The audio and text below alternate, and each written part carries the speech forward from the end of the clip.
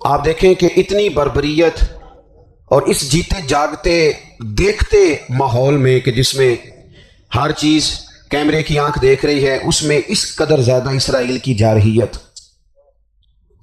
اس کے جواب میں دو تین تازیانے ہیں وہ سمجھنے والے۔ ایک ہے کہ میں کوئی جذباتی بات کروں گا، آپ اس کی تائید کر دیں گے۔ ایک ہے کہ پہلوؤں پر غور کرنے کا وقت ہے کہ اتنے کٹھن ماحول میں بھی اگر مسلم امہ کے لیڈر بیدار نہیں ہو رہے تو آپ کو پس منظر سمجھنا پڑے گا کہ ہم نے نبی پاک کی محبت کے تقاضوں کو نہیں سمجھا۔ حضور سے محبت ہے نا، تو پھر نبی پاک کو تو سادہ طرز زندگی پسند ہے، حضور کو تو پسند نہیں ہے۔ اللہ کے محبوب نے تو دعا مانگ کے فقیری لی اللہ تعالیٰ سے۔ آپ کو پتہ ہے جب بندہ بہت زیادہ آسانیوں میں چلا جاتا ہے، بہت زیادہ اس کے پاس سہولیات ہو جاتی ہیں، اس کا مرنے کو دل نہیں کرتا۔ خود نبی پاک علیہ السلام نے فرمایا قیامت کے قریب کافر تم پر جھپٹیں گے جس طرح بھوکے لوگ کھانے پر جھپٹتے ہیں۔ حضور کیوں، ہم تھوڑے ہوں گے؟ فرمایا نہیں، تمہیں دنیا سے محبت ہو جائے گی اور موت تمہیں بری لگے گی۔ اتنے بڑے بڑے بنگلے، عالی شان محلات، کس کا چھوڑ کے مرنے کو جی چاہتا ہے؟ معاذ اللہ۔ نبی پاک کی محبت کا تقاضا سمجھو، ایسا نہیں کہ وہاں دولت آئی نہیں۔ حضور تو فرماتے ہیں کہ اللہ نے خزانوں کی کنجیاں میرے ہاتھ میں رکھ دی ہیں، لیکن میں نے عرض کیا مالک ایک وقت روٹی دینا اور ایک وقت کا فاقہ دینا۔ کنجیاں خزانوں کی اللہ نے دی۔ جب تک آپ اپنا طرز زندگی، یہ جو بہت دنیا کا پیار ہے نا، بہت زیادہ مرنے کی ہرس، یہ بہت زیادہ جینے کی ہرس، تو اللہ تعالیٰ نے قرآن پاک میں یہودیوں کا طریقہ بیان کیا کہ وہ کبھی مرنے کی تمنا نہیں کریں گے کیونکہ جینے کی ہرس رکھتے ہیں۔ نبی پاک علیہ السلام کے غلاموں، طرز زندگی جب تک سادہ نہیں ہوتا اور جب تک یہ دنیا کے جھمیلوں سے کسی کو دولت دے کر پیچھے کر دیا جاتا ہے، کسی کو عہدہ دے کر چپ کرا دیا جاتا ہے، کسی کو اقتدار دے کر چپ کرا دیا جاتا ہے، رسول اللہ صلی اللہ علیہ وسلم کے سچے غلام، انہیں ایک بات کی سمجھ آ گئی تھی کہ ہمیں ہمارے رب نے کہا ہے قل ان کنتم تحبون اللہ فاتبعونی یحببکم اللہ۔ اے محبوب آپ ان سے فرما دیں اگر رب سے محبت کرنا چاہتے ہیں تو آپ کی پیروی کریں، اللہ خود ان سے محبت فرمائے گا۔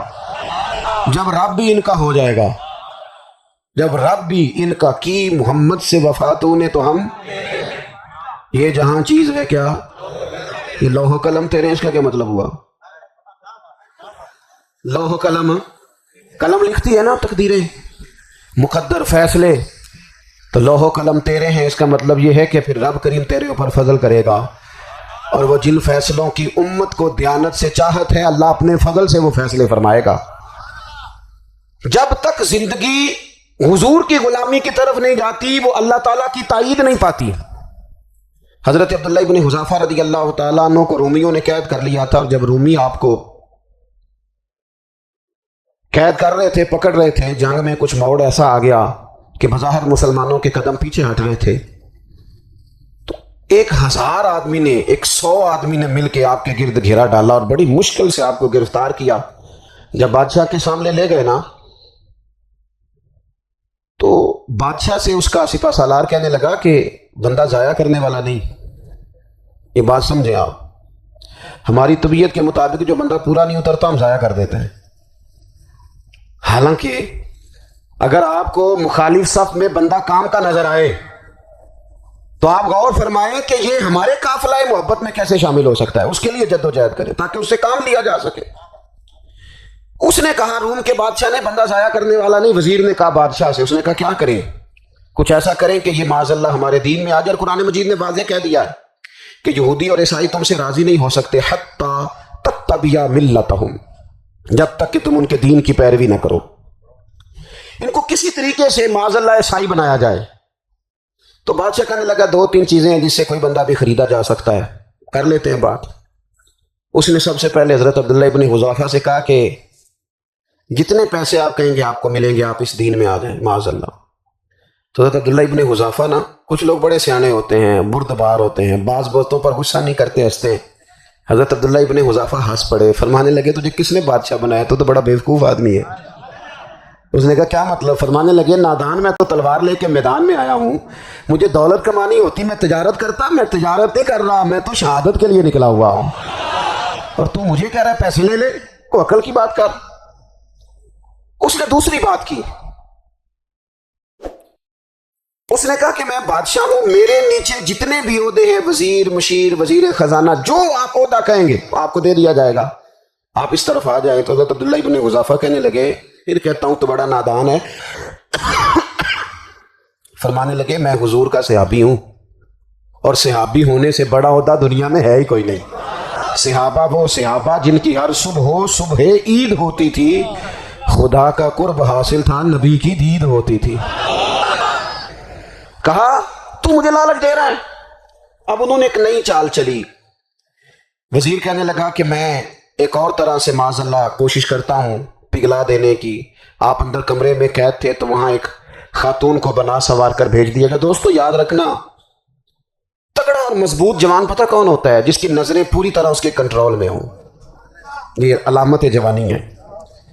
جس آدمی کا پوری طرح، دو لوگ دنیا میں کبھی کوئی کارنامہ سر انجام نہیں دے سکتے، ایک جو حرام کھاتا ہو، ایک جس کی نظر ناپاک ہو۔ محمد بن قاسم جب یہاں آئے تھے نا تو ایک دن بڑے پریشان تھے، تو ایک بزرگ کہنے لگے آپ کیوں پریشان ہیں؟ کہنے لگے راجہ طاہر سے مقابلہ ہے اور ہماری فوج تو سندھ کے رستے بھی نہیں جانتی، زبان بھی نہیں جانتی، لڑیں گے کیسے؟ 2-4 دن کے بعد ان بزرگوں کی دوبارہ محمد بن قاسم سے ملاقات ہوئی تو بڑے خوش تھے۔ کہا آپ کیوں خوش ہیں؟ کہنے لگے وہ میرا مقابلہ نہیں کر سکتا، میں نے تحقیق کر لی۔ کہا کیوں؟ کہنے لگے نظر کا گندہ ہے، اور جو نظر کے گندے ہوتے ہیں وہ میدانوں میں ٹھہرا نہیں کرتے۔ میدان کے لیے نکلنے کے لیے پاک جوانی کی ضرورت ہوتی، تطہیر مزاج ہونا ضروری ہوتا ہے، پاکیزہ افکار اور سچی اور سچی ستھری سوچوں کا ہونا ضروری ہوتا ہے۔ اس لیے فرمایا کہ میرا مقابلہ نہیں کر سکتا۔ حضرت عبداللہ ابن حذافہ کمرے میں تھے تو وزیر کی بیٹی اندر سجی سنوری پہنچ گئی۔ جیسے ہی آپ نے اس کفر کی چال کو دیکھا تو تیمم کر کے نفل شروع کیے۔ وہ ساری رات بیٹھی رہی، رب کا بندہ ساری رات عبادت کرتا رہا۔ عبادت بڑا سہارا ہے، مصلی بڑا سہارا ہے اللہ کے بندوں۔ صبح دروازہ کھولا، وزیر نے اپنی بچی سے پوچھنا چاہتا تھا رزلٹ کیا نکلا، تو وہ کہنے لگی پیچھے ہٹ جا، اب تیرا میرا تعلق کوئی نہیں، میں نے نبی پاک کا کلمہ پڑھ لیا۔ اس نے کہا میں نے بھی زمانہ دیکھا ہے، پر یہ کیا لوگ ہیں، کستوری کے بنے ہوئے، سندل سے دھلے ہوئے، کہ میں ساری رات کمرے میں رہی اور 100 اور 1000 آدمی جس جوان کا مقابلہ نہ کر سکے، اتنا طاقتور جوان کمرے میں رہا اور اسے نظر اٹھا کے نہ دیکھا۔ او کچا رنگ للاری والا جڑا چڑھدا تے لیندا رہندا ہے، اے عشق تیرے دا رنگ محمد چڑھیا پھر نہیں لیندا۔ میں کہا ایک دفعہ نظر اٹھا کے نہیں دیکھا، کمال ہو گئی۔ اتنے بڑے لوگ، اتنی بڑی سعادت مندی، فیروز بختی، معاملہ فہمی، حد ہو گئی۔ اللہ اکبر۔ دوستو بادشاہ جب پوری طرح ہار گیا نا، اس نے کہا مار دو۔ تیل گرم کیا ایک کڑاہی میں، اور جب آپ کو اس میں ڈالنے لگے تو آپ کی آنکھوں میں آنسو آ گئے۔ بادشاہ کا خیال ہوا شاید نرم ہو گئے ہیں، کہنے لگا روئے کیوں؟ فرمانے لگے سوچتا ہوں جان ہی ایک ہے، کتنا مزہ ہے اس کی راہ میں جان دینے کا، کتنی لذت ہے اس کے نام پر مرنے میں، کتنا لطف ہے۔ جے تو چڑھیا اتے دار بھی نہیں تے جے تو وکیا عشق بازار بھی نہیں، تے ایڈا سستا سودا پیار بھی نہیں، تے ایڈا سستا لبدا یار بھی نہیں۔ کئی جنگل گانے پیندے نہیں، کئی دوزخ لنگنے پیندے نہیں، جے وہ اس ملوں بھی مل جاوے ایدوں سستا ہور بپار بھی نہیں۔ تے کچھ سمجھ نہ آوے لوکاں نوں کادے نال شہید کرے، ڈٹھی یار دے ہاتھ تلوار بھی نہیں، پر او دا خالی جاندا وار بھی نہیں۔ کہنے لگے ایک جان ہے نا، تو دل کرتا ہے ہزاروں ہوتی تو ایک ایک کر کے محبوب کے نام پہ قربان کرتا، جب میرے پاس ہے ہی ایک، کروں کیا؟ حضرت عبداللہ ابن حذافہ رضی اللہ تعالیٰ عنہ جب روئے اور بادشاہ نے یہ بات سنی تو بادشاہ اٹھ کے کھڑا ہو گیا، سارے وزیروں مشیروں کو کہنے لگا تم نے کہا تھا نا بندہ ضائع کرنے والا نہیں، یہ بھی ضائع کرنے والا نہیں۔ کہنے لگا میرا ماتھا چومو، تم جیسے لوگوں کو قتل نہیں کرنا چاہیے، آزاد کرنا چاہیے۔ عزیز اپنی زندگی سے نا یہ بہت زیادہ ہرس، ہوس، طمع، اور یہ کسی بات کی بھی ہو، ہرس صرف پیسوں کی نہیں ہوتی، شہرت کی بھی ہوتی ہے، یہ بیماری انسان کو اقتدار کی بھی ہوتی ہے، تعریف کی بھی بیماری ہوتی ہے، یہ سارے نقص ہوتے ہیں لوگوں کو، اور معاذ اللہ بعض جبوں کبوں کے اندر بھی ہوتے ہیں، وہاں بھی پنپتے ہیں۔ اپنی زندگی جب تک اس سادگی میں نہیں لاؤ گے جو رسول پاک نے عطا فرمائی ہے، جب لوگ آسانیوں میں پوری طرح الجھ گئے تو پھر وہ دور ہوئے اور کفر چڑھ گیا۔ دوسری بات، اللہ کے محبوب صلی اللہ تعالی علیہ وسلم کی محبت ہم سے تقاضا کرتی ہے کہ ہم اس مشن کے لیے کام کریں جس مشن کے لیے رسول پاک نے کام فرمایا ہے۔ ہم سارے کام بڑے مضبوطی سے، سوچ سمجھ کے، تدبر سے، حکمت سے، تقاضوں کو مد نظر رکھتے ہوئے کرتے ہیں سارے کام۔ دین کے کام میں ہمارا مزاج نہیں ہوتا، او ہو جائے گا جی، آپ بسم اللہ پڑھیں جی، شروع کریں جی۔ آپ تقاضوں کو سمجھیں، چیزوں کو دبائیں نہیں، چیزوں پر غور کریں۔ کسی کے ذہن کی سطح پر سوال ابھرتا ہے، اس کا تسلی بخش جواب دیں۔ اپنی زندگی میں دین کے کام کے لیے اپنے آپ کو وقف کریں، اور دین کے کام کے بہت سارے پہلو ہیں۔ ہزاروں لوگوں کو قرآن پاک ٹھیک پڑھنا نہیں آتا، ہزارہ لوگ ہیں جو قرآن مجید کے مطالب سے آگاہ نہیں ہیں، دین کی بنیادی ضروریات سے لوگ نابلد ہیں۔ میں آپ کو کس طرح یہ بات سمجھاؤں کہ ہزاروں کی تعداد میں طلاقیں اس لیے ہوتی ہیں کہ مردوں کو طلاق کے مسئلے نہیں آتے، انہیں پتہ نہیں ہے کہ مجھے حقوق زوجین کے معاملے میں کیسے چلنا۔ ڈھیر سارے گھروں میں تباہی اس لیے ہے کہ تربیت اولاد کا دینی منہج ہمیں نہیں پتا۔ اپنا حصہ ملائے دین کے کام میں۔ ایک آدمی کو اگر تو نمازی کرنے میں کامیاب ہو گیا، تیری زندگی بدل گئی۔ وہ دین بیزار لوگ جو ہمارے بیچ بیٹھ کے ہماری نوجوان نسل کو پگڑی اور داڑھی کا نام لے کے بنیادی طور پر دین سے دور کرتے ہیں، ایسے نوجوانوں کو دین کا پیغام محبت دے کر دین کے قریب کرنا ہماری ڈیوٹیوں کا حصہ ہے۔ ہمیں ذمہ داری کا احساس کرنا پڑے گا، ہمیں یہ خاص قدم اٹھانا پڑے گا، توجہ دینی پڑے گی۔ مساجد، مدارس، میں آپ سے عرض کروں، اتنی ڈٹ کے مخالفت ہوتی ہے نا مدرسوں کی، اتنی ڈٹ کے۔ میں ادارہ چلاتا ہوں، اس کے چلانے میں جو مشکلات ہیں وہ تو ہم بتا نہیں سکتے آپ کو، اس لیے کہ میری قوم، میرا اس قوم سے تعلق ہے جو نعت خواں امیر کرنا چاہتی ہے، مدرسے نہیں، ہاں نقیب خطیب پیدا کرنا چاہتی ہے، شعر و شاعری کی زندگی کو پروان چڑھانا چاہتی ہے۔ فقط ہمارا ان لوگوں سے تعلق ہے جو لاکھوں کروڑوں روپیہ محافل پہ لگائیں گے، اور قاری صاحب بیچارے اگر مسجد کا کوئی ہونے والا کام کسی وقت بتا دیں گے تو وہ بڑی مشکل آ جائے گی ان کے لیے۔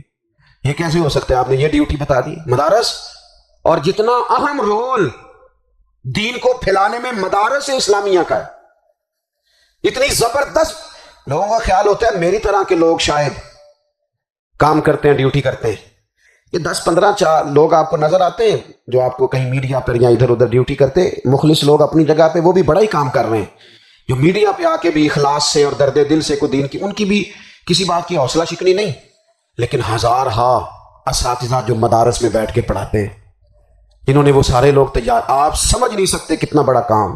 حفظ کا استاد جو ہوتا ہے نا، اس کی ڈیوٹی 24 گھنٹے ہوتی ہے فجر سے پہلے، اور اس نے بچوں کو اٹھانا۔ تنخواہ تو ہم انہیں دینا نہیں نہ چاہتے جی، تنخواہ نہیں دی انہوں نے، ہمیں مولوی امیر نہ ہو جانا۔ مولوی نو تے سوٹ بھی 7ویں والی رات دے ہے تاکہ کدھر سوان کے عید والے دن پا نہ لوے، کیونکہ 7ویں تو بعد تے درزی پھڑتا ہی کوئی نہیں، کیوں حضرت ایسا ہی ہے نا، اس وقت تو نہیں نہ لیتا۔ تو ہم چاہتے ہیں مولوی ہماری مرضی کے ہماری طرح کا سوٹ نہ پہن لے۔ مدارس کی مضبوطی، آپ یہ دیکھ لیں، یہ صلاح الدین ایوبی کا تعلق بھلا کس چیز سے تھا؟ غوث اعظم کے مدرسے سے۔ حضور غوث اعظم کے مریدوں کی جماعت اس کے ساتھ شامل تھی۔ کون لوگ تھے جنہوں نے مدارس سے فیض پایا؟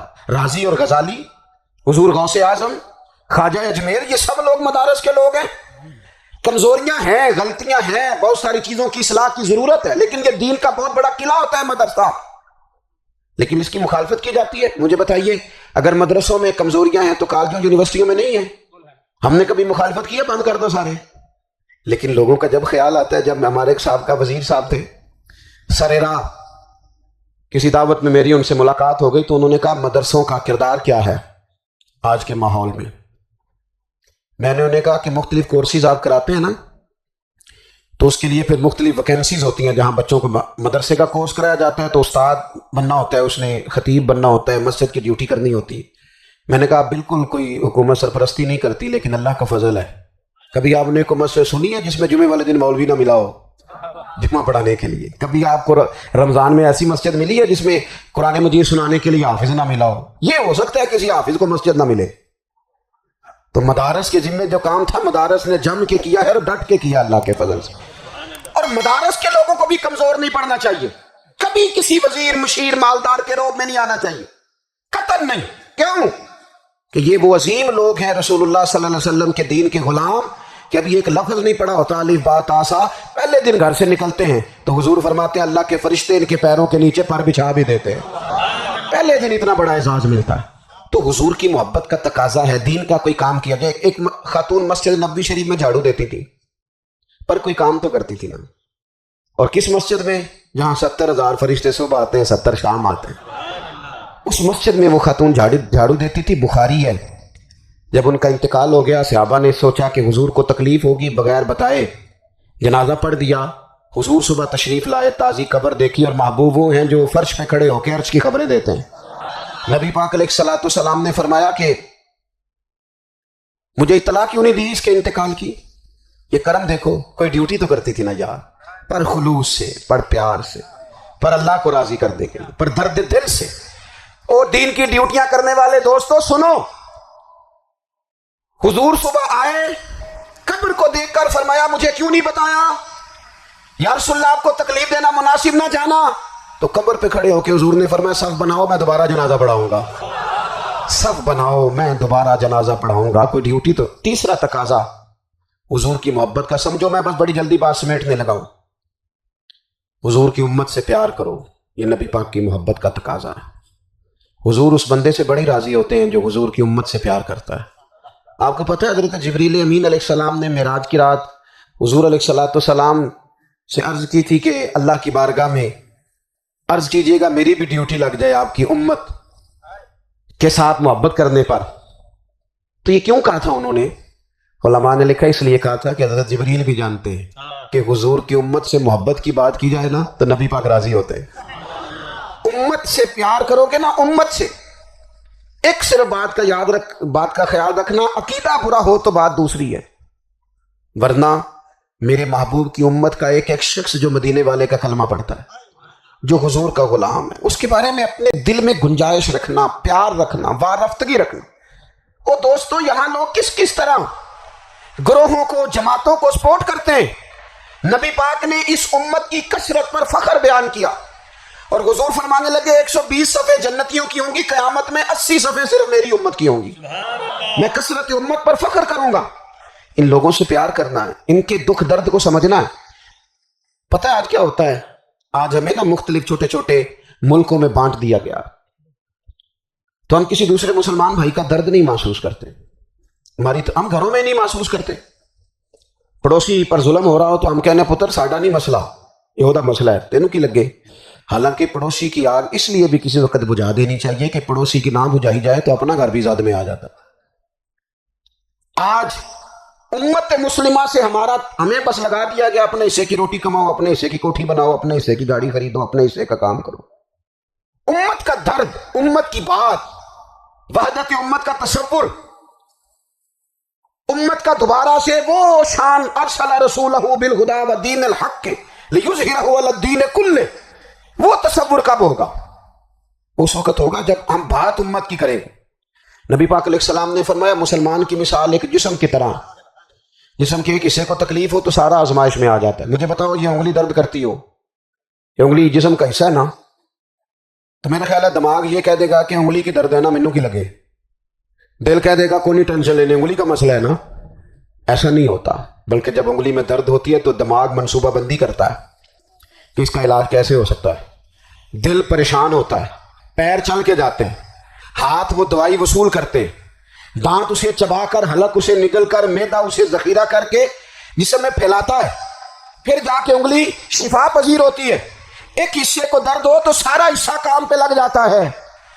اسرائیل اگر تکلیف دے رہا ہے فلسطینیوں کو تو ہونا چاہیے تھا نا بعض مسلمان حکمرانوں کو نیند نہ آتی، وہ درد دل محسوس کرتے، ہونا چاہیے تھا نا کہ بعض لوگ یہاں ہم کیا کرتے ہیں بھلا بیٹھ کے، اب تو مجھے بعض چیزوں سے کوفت بھی ہونے، ہم دیتے ہیں بیان، مذمت۔ آپ کے بیان دینے سے کیا ہوگا؟ فلانے نے بھی بیان دے دیا، فلانے نے بھی کلپ دے دیا، یہ کیا کر رہے ہیں؟ یہ تو آپ زندہ رہنا چاہتے ہیں۔ وہ جس طرح آج کل ہمارے ہاں بہت ساری چونکہ جماعتیں، تو کشمیر ڈے آتا ہے نا تو مل کے ریلی نہیں نکالی جا سکتی، سوال نہیں پیدا ہوتا، کیونکہ ہمیں جماعتوں کو زندہ رکھنا ہے۔ اس جماعت کی خبر الگ لگنی چاہیے، اس جماعت کی خبر الگ، تو ایسے کوئی انقلاب آئے گا۔ یاد رکھنا امت کو پوری کو ایک طاقتور آواز بننا پڑے گا۔ ہمیں تھوڑا تھوڑا اوپر اٹھ کے سوچنا پڑے گا. خدا را اللہ تعالیٰ مجھے معاف کرے اگر کوئی بات میں ستی کر رہا ہوں. دل کی گہرائی سے عرض کرتا ہوں اب تو بڑا سخت وقت آ گیا. اب چونکہ اب تو کیمرے کی آنکھ آئی ہے تو وہ زخمی بچے دیکھے نہیں جاتے, وہ تڑپتی مائیں دیکھی نہیں جاتی, وہ سسکتی اور آواز دیتی بیٹیاں سنی نہیں جاتی. وہ آوازیں ایسی ہیں جیسے وہ رات کے سناٹوں میں چیخیں بن کے لوگوں کو جگایا کریں گی. خدا را کچھ جرم ایسے ہوتے ہیں جن کی سزائیں بڑی سخت ہوتی ہیں, جن کی معافی بڑی مشکل سے ہوتی. اپنے اندر جذبہ ایمانی پیدا کریں. اور میرے دوستو بستر پر بھی تو لوگ ماری جایا کرتے ہیں نا. اپنی زندگی رسول اللہ صلی اللہ علیہ وسلم کے دین کے نام کرو. جذبہ جہاد, شوق شہادت اور عشق رسول, یہ عناصر ہیں جو امت مسلمہ کو پیروں پر کھڑا کریں. 2 منٹ کے لیے سوچو, امت اگر اسی طرح کٹتی رہی, پریشان رہی, دکھتی رہی اور باری باری کر کے, اقبال نے کیا کہا تھا, اس نے کہا تھا وطنوں میں, انہوں نے کہا تھا کہ ان تازہ خداؤں میں بڑا سب سے وطن ہے, جو پیرہن اس کا ہے وہ مذہب کا کفن ہے. تو اقبال ہم کیا کریں, کہنے لگے بازو تیرا توحید کی قوت سے قوی ہے, اسلام تیرا دیس ہے, کیونکہ تو مصطفی ہے. تو بحیثیت مسلمان سوچنا شروع کر, بحیثیت مسلمان. اور یوں تو سید بھی ہو, مرزا بھی ہو, افغان بھی ہو, تم سبھی کچھ ہو, بتاؤ کہ مسلمان بھی ہو. تمہارے اندر کہیں سے کوئی مومن بھی بولتا ہے کہ نہیں؟